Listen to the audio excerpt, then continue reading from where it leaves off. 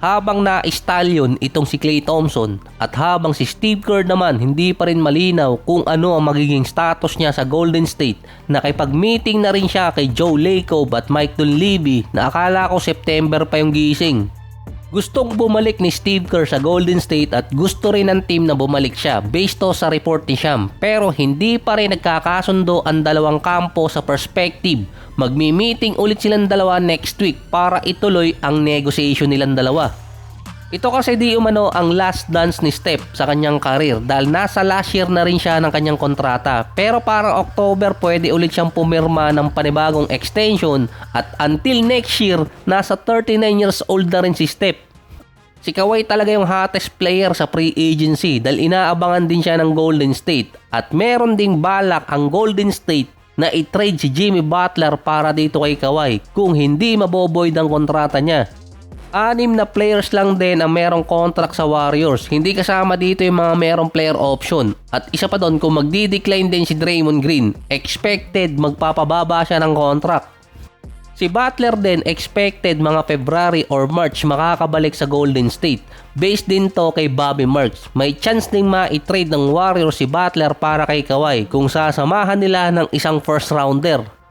Si Kristaps Porzingis naman willing ding ibalik ng Golden State na matagal nilang hinanap yung katulad niyang player, pero ang issue yung value ni Kristaps kung magpapababa siya ng kontrata or steady pa rin sa 30 million.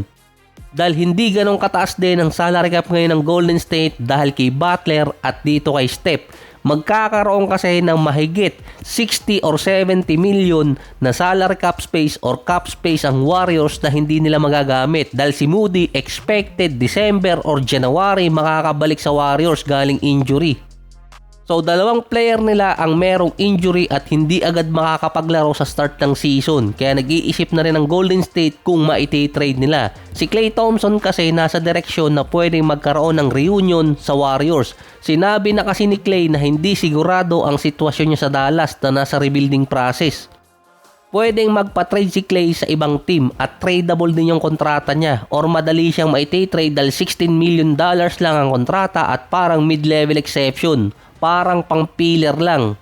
Ideal na ma-trade si Klay papuntang Golden State. Ang problema lang, wala silang player na pwedeng i-trade papuntang Dallas kapalit ni Klay. Posible lang nilang magamit si Moses Moody na nasa injured list. Hindi rin pwedeng gamitin basta-basta ng Warriors si Melton dahil naka-player option. Kaya ang pinaka-ideal lang para magkaroon ng reunion ulit si Klay sa Golden State kung iba-buyout siya ng Dallas at kung si Klay mismo ang magre-request ng buyout. Ito lang yung pinakamadali. Based din kasi sa mga report, ang ginagamit ngayon ni Steve Kerr na narrative para makabalik din sa Golden State ay magkaroon ng last chance si Steph na makapag-compete sa playoffs or championship dahil papatapos na rin naman ang karir niya. 1 or 2 season na lang yung natitira. Si Anthony Davis naman hindi pa rin sumusuko at gustong makaalis ng Wizards sa offseason. Si Trae Young chill lang dahil nag-iintay ng kontrata. Hindi rin siguro siya magiging chill kapag nabigyan siya ng hindi max contract. Wala ding team ang may interest ngayon kay AD na kunin siya via trade dahil sa kanyang 58 and 62 million. Kapag kinuha si AD, meron din siyang rights na makakuha ng contract extension. 1+1 na lang kasi ang kontrata niya.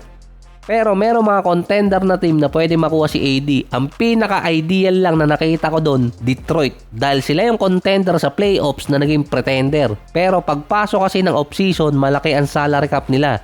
Hindi nila kailangan tapatan ng todo yung kontrata ni AD para makuha siya sa Wizards.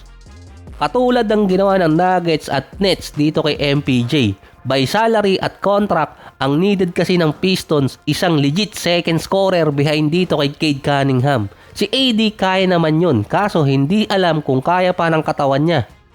Mas ma-appeal kasi ngayon ang Pistons sa mga player or free agent na naghahabol ng kontrata tapos kaya pang makapag-playoffs. Kaso ang kalaban ni Anthony Davis, si Kawhi at si Giannis na nasa trade rumors din ngayon. Lalo pa papasok pa si Ja Morant.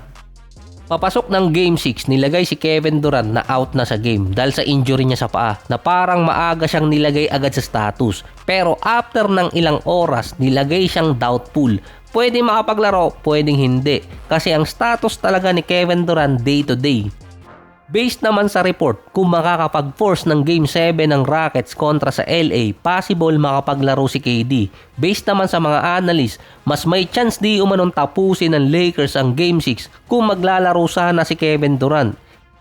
Yung possible na hindi makapaglaro si Kevin Durant sa Game 6, dapat good news na yon para sa Lakers. Pero hindi, bad news pa rin para sa LA, or mas bad news pa. Dahil nung naglaro si Kevin Durant nung Game 2, hindi masyadong umiikot ang bola, inaasa lang sa kanya. Ngayong wala si KD ng ilang game, nakakapag-adjust yung mga player ng Rockets. Mas umiikot ngayon ang bola. Hindi kasi makover ng Lakers yung galaw ngayon ng Rockets dahil sa ball movement. Bukod pa sa fatigue, pumapasok na rin yung mga tira ng Houston mula sa 3-point area. Kaya habang tumatagal yung series, nakakapag-adjust yung mga player ng Houston at mas maganda sa kanila na walang Kevin Durant dahil wala silang aasahan.